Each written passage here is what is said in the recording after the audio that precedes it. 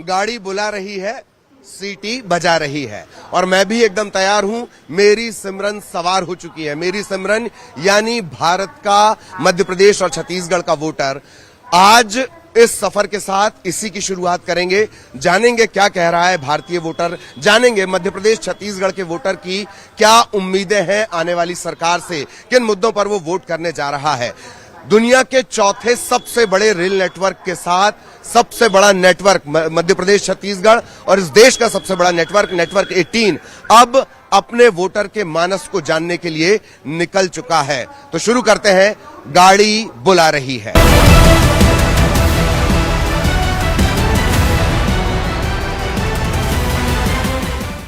तो अब मेरी सवारी आ चुकी है, मैं इसमें सवार होऊंगा और भारतीय जनमानस साथ ही साथ मध्य प्रदेश छत्तीसगढ़ के जो तमाम वोटर्स हैं उनके मिजाज को भांपने का सिलसिला अब हम शुरू करने जा रहे हैं। जैसा मैंने पहले कहा है कि मेरी सिमरन अंदर जा चुकी है, यानी जिनसे मुझे संवाद करना है, जिनसे डायलॉग्स करने हैं, जिनसे चर्चा करने, तो मैं भी अब रवाना हो रहा हूं क्योंकि गाड़ी बुला रही है।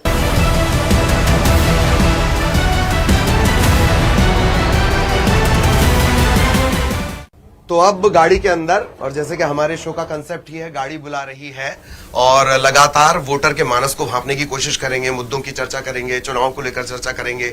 एक और खास बात कि सभी अपनी अपनी जिम्मेदारी में लगे हुए हैं। इस ट्रेन की खास बात यह है कि तकरीबन 2000 किलोमीटर का सफर ये पूरे ट्रेन तय करती है। उत्तर से दक्षिण तक की ट्रेन आप इसे कह सकते हैं। हर किस्म के लोग इसमें बैठे हुए हैं। एक मिनी भारत पूरे इस ट्रेन में सफर कर रहा होता है। लेकिन हमारी कोशिश कि हम लोगों से बात करें, जो मध्य प्रदेश के हैं उनसे भी बात करें। तो कुछ लोग बैठे हुए हैं। मैम, आप वोट करती हैं? करती हैं। कौन से कॉन्स्टिट्यूएंसी में है मैम आपका? हम लोग दिल्ली में। दिल्ली। ओके, दिल्ली से। दिल्ली के वोटर हमें मिले हुए हैं। किन मुद्दों को लेकर आपको लगता है कि इस बार वोटिंग होगी या क्या होगा? Education, medical. Education and medical. महंगाई भी आपको लगता है कोई मुद्दा? महंगाई। अच्छा, दिल्ली वालों के लिए कहा जाता है कि जो उनको फैसिलिटी देता है वो उसको चुनते हैं, ये सही है? अब अपनी अपनी उसकी विचार की बात होती है, हम लोग तो जी होल उसकी। और सरकार जिस तरीके से काम कर रही है, आपको लग रहा है कि वो काम अगर आप उसे रेट करना चाहें 1 से 10 तो वो कैसे करेंगे? आप क्या नंबर देंगे? 10 on 10। 10 on 10। सेंट्रल गवर्नमेंट को 10 on 10 नहीं, ओके। तो वो कॉन्फ्लिक्ट हमेशा एक कहीं कहीं रहता है कि आप किस नेता को कितने नंबर। लेकिन आज हम सिर्फ वोटर्स की बात करेंगे, उनके मुद्दों की बात करेंगे। सर, किन मुद्दों पर वोटिंग होनी चाहिए? हर चीज को देखना चाहिए। लाइक जॉब, यूथ की जॉब जो होती है वो देखना चाहिए अपन को। एजुकेशन सेक्टर देखना चाहिए, हेल्थ केयर सेक्टर देखना चाहिए। लाइक इंडिया अभी मेडिकल में एम्स उसके 17 से 22 हो गए सेंट्रल इंडिया में। हर चीज को मतलब एक देखना चाहिए। तो एक डेवलप्ड इंडिया जो डेवलपिंग कंट्री बन रही है ना, ओके, तो हर उस सेक्टर को देखते हुए साथ वोटिंग होनी। आप लोग बोल रहे हैं जैसे कि धर्म भी एक बड़ा मसला है, राम मंदिर भी एक बड़ा मसला है, वो लगता है आपको? अपने अपने रिलीजन सेंटिमेंट से। ओके, अब अगर आप अपना जो मैनेजमेंट चला रहे हो आप ऐसे चलाओ कि उसको किसी के रिलीजन सेंटिमेंट्स भी हर्ट ना हो और आपका काम भी हो जाए। It's far better than anything. But आपके लिए बेरोजगारी या एजुकेशन, इन पर ज्यादा फोकस होना चाहिए आपके हिसाब से? आपके हिसाब से क्या मुद्दे होने चाहिए? मेरे हिसाब से वही, जो बच्चों के लिए अगर जॉब्स आ रही हैं और रोड वगैरह हमारे डेवलप हो रहे हैं, मेडिकल लाइन में भी बहुत अच्छा कर रही है, डिफेंस में भी बहुत अच्छा है, इकोनॉमी भी बढ़ रही है, तो 10 out of 10 तो मेरी तरफ से है सेंट्रल गवर्नमेंट को। 10 out of 10 सेंट्रल गवर्नमेंट को। और इसी तरह के ये ओपिनियन है। हम मुद्दों को भी समझने की कोशिश कर रहे हैं, लोगों से बातचीत करने की भी कोशिश कर रहे हैं। आप वोट करते हैं? हाँ जी, करते हैं। हाँ जी। कहाँ पर वोट देते हैं आप? मैं दिल्ली में। दिल्ली में ही? दिल्ली के वोटर हमें ज्यादा मिल रहे हैं। किन मुद्दों को लेकर वोट होने चाहिए? क्या आपके केजरीवाल ही अच्छा है वैसे तो, उसके ऊपर वोट होने चाहिए। रोजगार नहीं है, हाँ, महंगाई इतनी है, मान ले जाओ। मैं एक बड़े मुखर वोटर मिले हैं। ऐसे मुखर जो वोटर्स होते हैं वो कम मिलते हैं, या शायद लोग आवाज कम देते हैं। क्या आपको लग रहा है कौन से मुद्दे होने चाहिए? मुद्दे यही हैं जी, रोजगार नहीं है, नौकरियां नहीं है, बच्चे भटक रहे हैं, अमी पढ़ लिख के भी फायदा क्या है ये बताओ जी। बेरोजगारी सबसे बड़ा मुद्दा है। सबसे बड़ा मुद्दा बेरोजगारी और महंगाई जी। तो महंगाई पर तो लेकिन चर्चा हो नहीं रही है। विपक्ष भी उन मुद्दों को उठा नहीं पाता है। नहीं, उठा रहे हैं, सभी उठा रहे हैं, कौन नहीं उठा रहा विपक्ष? अच्छा, क्यों नहीं उठा रहे? आम आदमी पार्टी, कांग्रेस भी उठा रही है, सारी पार्टियां उठा रही हैं, लेकिन ये मोदी साहब तो अपना कान बंद करके पड़े हुए हैं। कान बंद करके पड़े हुए हैं। निश्चित तौर पर ये आलोचनाएं भी सुननी चाहिए और इनका भी सम्मान होना चाहिए। आपके हिसाब से क्या मुद्दे होने चाहिए? सर मेरे हिसाब से युवाओं के लिए रोजगार फर्स्ट जी। Of all. आप सब कुछ ना देखकर आपको ये देखना चाहिए कि आजकल की जनरेशन बहुत आगे बढ़ चुकी है। आप बच्चों को किस चीज में डाल रहे हैं? सिर्फ राम मंदिर, ये सब नेता के जो भी बच्चे वो बाहर पढ़ रहे हैं, ठीक है, लेकिन हमारे यहाँ का युवा किस चीज में लग गया है? छोटे छोटे बच्चों को देखो, आप झंडा लेके जा रहे हैं, जय श्री राम जय श्री राम। ओके, धर्म होता है, हर किसी धर्म का अपनी जगह follow है, करना चाहिए। लेकिन बेसिक चीजों पर भी Basic फोकस चीजों पर हो, भी एजुकेशन, हाँ। रोजगार। धर्म सबको अपना अपना फॉलो करो, किसी के धर्म को लेकर कोई भी गलत बात नहीं करनी चाहिए। ऑब्वियसली हमें स्टडी मस्ट है, हमारे लिए स्टडी पे फोकस करें, प्लस रोजगार, ये सब के लिए ही जरूरी है रोजगार। आजकल के बच्चे बहुत परेशान है, हम भी एग्जाम देने के लिए जा रहे हैं, तो हम चाहते हैं कि ज्यादा से ज्यादा वैकेंसी निकले और ज्यादा से ज्यादा लोगों को रोजगार प्राप्त हो। एक और बड़ी दिक्कत होती है, ये सभी राज्यों में है, इसमें ये बीजेपी कांग्रेस नहीं, लेकिन वैकेंसी निकलती है फिर स्टे लग जाता है, फिर वैकेंसी निकलती, ऐसा। हाँ, टीचर का जो नेट का निकलता है, टेट वगैरह का, उसमें भी कई बार ऐसा हुआ है, एग्जाम निकला, एग्जाम दिया, देन रिजल्ट रोक दिया जाता है। कहीं आधे बच्चे कोई ले लिए जाते हैं जिन्होंने भरा भी नहीं है फॉर्म। हर जगह मतलब घोटाला ही चल रहा है। इसी बात से आप अंदाजा लगा लीजिए, एक युवा एग्जाम दे रहा है, फिर वो अगले एग्जाम्स की तैयारी कर रहा है, 2-3 साल की कठिन मेहनत, और उसके बाद जब वो क्लियर करता है उस एग्जाम को, तो पता लगता है किसी ने उस पर आपत्ति उठा ली।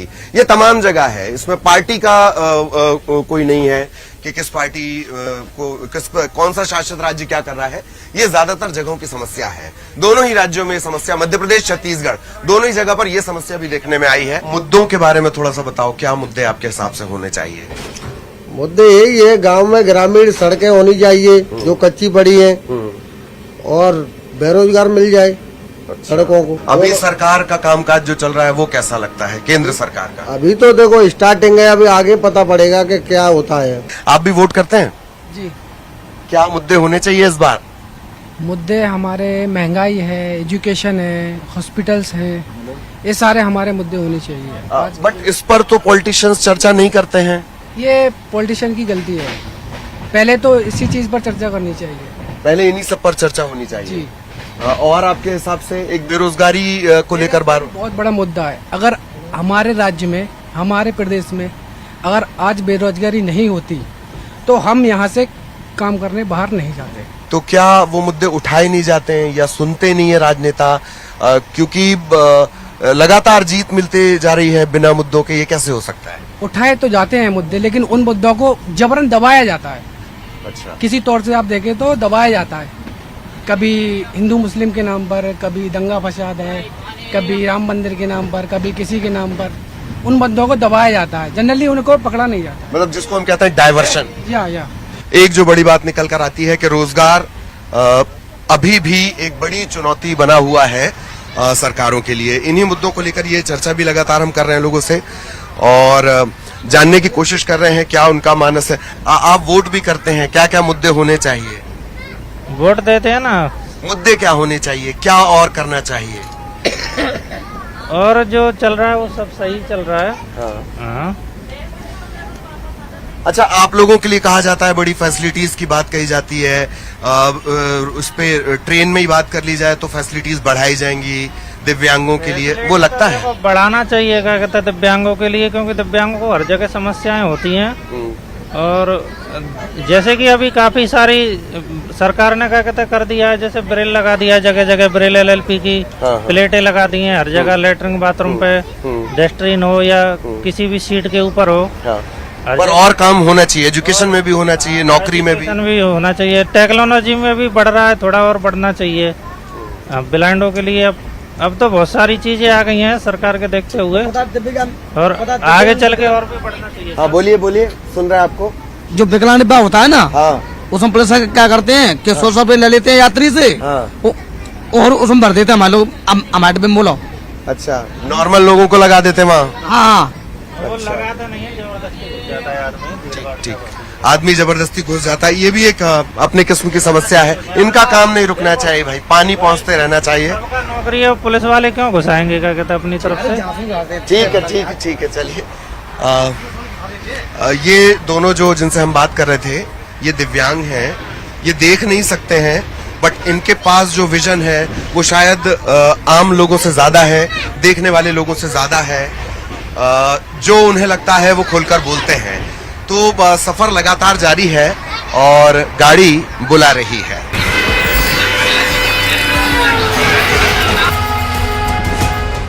तो गाड़ी बुला रही है और इसी गाड़ी के जरिए इसके हर पहलू पर हम लोगों से चर्चा भी करेंगे।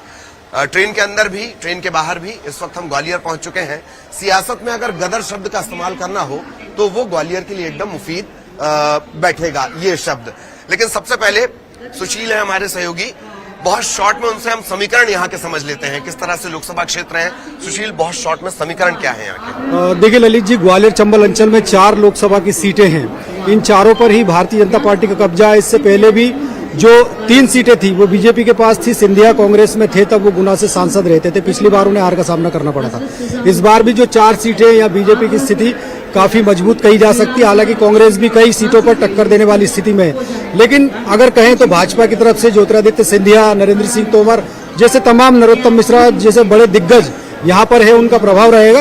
अगर कांग्रेस की बात करें तो निश्चित तौर पर दिग्विजय सिंह, उनके बेटे जयवर्धन सिंह, जीतू पटवारी सहित तमाम जो नेता है वो यहाँ जो राजवैश कर रहे हैं। तो एक पावर का बड़ा सेंटर, सियासत का जो लोकसभा का सालों से वो वही रहा है। निश्चित तौर पर ग्वालियर एक बड़ा सेंटर रहेगा घमासान को लेकर। मुद्दों की थोड़ी हम बात करना चाहेंगे। क्या मुद्दे आपकी नजर में होने चाहिए चुनाव के लिए? देखिए, ग्वालियर का जो राजनीतिक स्थिति है वो केंद्रीय लेवल पर और राज्य स्तर पर बहुत मजबूत स्थिति है। लेकिन उसने ही उलट जो है, जहाँ के जो लोग हैं वो उतने ही परेशान हैं। सामाजिक तौर पर पिछड़े हुए हैं, शैक्षणिक तौर पर पिछड़े हुए हैं, आर्थिक तौर पर पिछड़े हुए हैं। मुद्दों का घमासान रहने वाला ये नजर आ रहा है। आपको भी यही मुद्दे नजर आते हैं या कुछ और भी हैं? नहीं, ग्वालियर में काम हो रहा है, ऐसा नहीं काम नहीं हो रहा है। क्योंकि यहाँ से बड़े मंत्री जैसे कि ज्योतिरादित्य सिंधिया जी हैं और पूर्व में अभी नरेंद्र सिंह तोमर जी भी रहे हैं, तो काफ़ी काम ग्वालियर के लिए उन्होंने किया, ऐसा नहीं है। और पहले माधवराव सिंधिया जी भी यहाँ से केंद्रीय मंत्री रहे हैं, उन्होंने भी काफ़ी रेलवे में काफ़ी ध्यान दिया है। तो हो सकता है शिक्षा वगैरह में जरूर अभी थोड़ा सा पीछे है, लेकिन हो सकता है मध्य प्रदेश का केंद्र बिंदु बन सकता है शिक्षा के क्षेत्र में। मध्य प्रदेश का केंद्र बिंदु आपके हिसाब से क्या मुद्दे, और नेताओं से जब वो आएंगे तो किस तरह के सवाल आप करेंगे इस बार? ग्वालियर में सिर्फ विकास होना चाहिए, जितना ज्यादा हो अच्छे से अच्छा, हर सेक्टर में डेवलपमेंट होना चाहिए हर सेक्टर में। आपके हिसाब से क्या मुद्दे, क्या कमियां जो नेताओं को पूरी करनी चाहिए? मेरे हिसाब से तो अब शायद मतलब कोई मुद्दा नहीं बचा हुआ है, क्योंकि गरीबों को राशन मिल ही रहा है, महिलाओं को भी अच्छी मदद हो रही है। ये तो कोई मुद्दा नहीं है। अब गरीबों को राशन मिल रहा है, मतलब गरीब हैं, मतलब गरीब है, राशन मतलब फ्री मिल रहा है। 80 करोड़ तो हैं। हाँ, 80 करोड़ तो हैं, फ्री तो मिल ही रहा है। लेकिन उनको तो फ्री में अनाज मिलना चाहिए या एजुकेशन ऐसा हो जाए कि फ्री की नौबत ना आए? देखिए, जब एजुकेशन होगा तभी अनाज मिलेगा। अगर 2 किलो अगर गेहूं से और 5 किलो चावल से हमारा गुजारा हो रहा है, तो अगर ऐसी सोच के साथ रहेंगे तो हमारे चंबल का और हमारे मध्य प्रदेश का भला नहीं हो सकता। क्योंकि लगातार जो लोकसभा में इस बार जो मुद्दा रहेगा वो मेन रहेगा कि यहाँ बेरोजगारी। आप दोनों के हिसाब से, यंग भी हैं आप, और रोजगार हमने महसूस किया है, वो तमाम बातें की जाएं, MSME की बात कर ली जाए, सेक्टर स्थापना की बात कर ली जाए, ट्रेन में भी ज्यादातर लोग मिले जिनके लिए रोजगार एक बड़ा मुद्दा है। आपके हिसाब से? देखिए, जाहिर सी बात है, रोजगार एक बहुत बड़ा मुद्दा है। हमें ग्वालियर में एक क्षेत्र हुआ करता था, मालनपुर क्षेत्र, बड़ा औद्योगिक क्षेत्र हुआ था एक समय पे। वो धीरे धीरे यहाँ के लोकल पॉलिटिकल इश्यूज की वजह से, नेता नगरी, रसूखदारी, इसकी वजह से वो बंद हो गया। तो सबसे पहले वो औद्योगिक क्षेत्र का पुनः विस्थापित किया जाए उसको। देखो, विकास तो हुआ है, इसको ना हम डिनाई कर सकते हैं ना, ये कोई लोग भी डिनाई नहीं कर सकता है, विकास हुआ है। लेकिन हमें स्वरोजगार उन्मुखी शिक्षा, कि हम स्वरोजगार, इतना हम भी रोजगार दे सके। हाँ, हम भी रोजगार दे सके, हमारा स्वयं का रोजगार हो।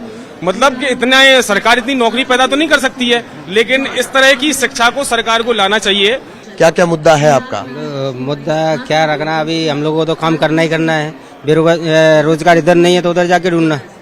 यही वोट यही करते हो आप? वोटिंग यही करते हैं। अच्छा, रोजगार के लिए बेंगलोर से? रोजगार के लिए। और क्या कमी लग रही है आपको, क्या होना चाहिए? होने के लिए तो बहुत कुछ है, लेकिन बोलने से कुछ भी नहीं होने वाला। हमारा कौन सुनता है इधर? हम सुन रहे हैं। इधर रोजगार के लिए नहीं सुन रहा है कोई भी, तो आगे के लिए डिमांड क्या करना? धीरे धीरे लेकिन डिमांड्स होंगी, और जब डिमांड्स होंगी तो वो वहां तक पहुंचेंगी जो डिमांड्स को पूरा करने की ताकत रखते हैं। जाहिर तौर पर अपने भी मन की बात होती है, वो करना ही चाहिए, अपने मन की बात पूरी कर ही लेनी चाहिए। आप भी वोटर हैं, जी। क्या मुद्दे आपको लगते हैं होने चाहिए? यही है, डेवलपमेंट होना चाहिए, इंफ्रास्ट्रक्चर पे काम होना चाहिए, हेल्थ और एजुकेशन पे प्राइम 3 मेजर फैक्टर है, इन पे फोकस होना चाहिए, एजुकेशन, हेल्थ और इंफ्रास्ट्रक्चर। अभी इन पर फोकस है पूरा? फोकस है लेकिन बहुत स्लो है, इम्प्लीमेंट बहुत स्लो है। विपक्ष उठा रहा है, तर्क वितर्क कर रहा है, लेकिन काम नहीं हो पा रहा है, रिजल्ट नहीं है, आउटपुट नहीं है। तो बीच में मिडिल क्लास फंसा हुआ है बीच में, इधर उधर के। ये एक मार्के की बात है। इसी मार्के की बात के साथ इस चर्चा को यहाँ रोकेंगे कि अपर क्लास और लोअर क्लास, इन सब के बीच एक मिडिल क्लास है जो ना जिसके पास सरकारी योजनाओं का लाभ है और ना वो अपर क्लास है कि उसे अपने जीवन को बेहतर बनाने के लिए कुछ सोचना पड़े।